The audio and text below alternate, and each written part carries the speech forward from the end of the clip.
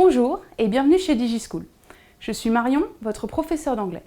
Aujourd'hui, nous allons nous intéresser à la rédaction d'un sujet d'argumentation et plus précisément à son analyse.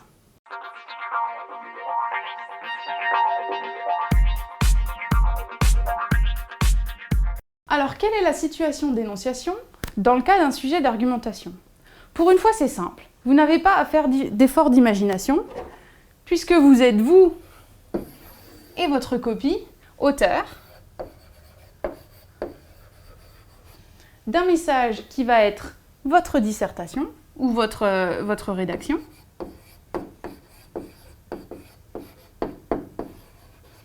Et le destinataire, eh bien, ce sera tout simplement votre examinateur. La situation d'énonciation ne présente donc pas de grandes difficultés. En revanche, il est à mon sens important de bien comprendre les compétences qui sont mises en jeu et testées par un sujet d'argumentation. Je m'explique. Il ne s'agit pas seulement de donner votre réponse catégorique, oui-non, à une question.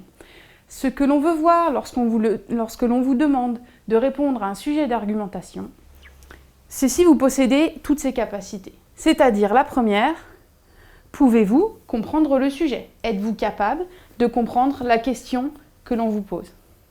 Ensuite, êtes-vous capable d'organiser vos idées? Et c'est là où je préviens en général les élèves et les étudiants, ne pensez pas qu'un sujet d'argumentation demande moins d'inspiration qu'un sujet d'imagination, car il va bien vous falloir trouver des idées pour supporter votre argumentation. Nous essayons donc de tester votre capacité à organiser vos idées, et notamment à transformer, si vous voulez, vos idées en arguments qui doivent être articulés les uns après les autres de manière logique.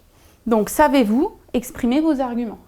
Si vos arguments tiennent la route en quelque sorte et sont exprimés de manière logique, vous arriverez tout naturellement à convaincre l'examinateur, à convaincre votre lecteur. Ce sont ces 4 capacités qui sont mises en jeu lors de la rédaction d'un sujet d'argumentation. En conclusion, pour cette première approche d'un sujet d'argumentation, souvenez-vous que le sujet d'argumentation demande autant d'analyse qu'un sujet d'imagination. Il est donc dangereux de le choisir par défaut.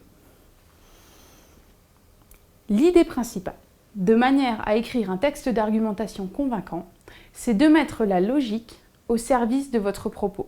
Vos arguments doivent s'enchaîner pour convaincre l'examinateur. Voilà, c'est tout pour cette première approche d'un texte d'argumentation. J'espère que la vidéo vous aura été utile et si vous souhaitez en savoir plus, n'hésitez pas à consulter les autres vidéos ou les fiches de cours disponibles sur le site de DigiSchool.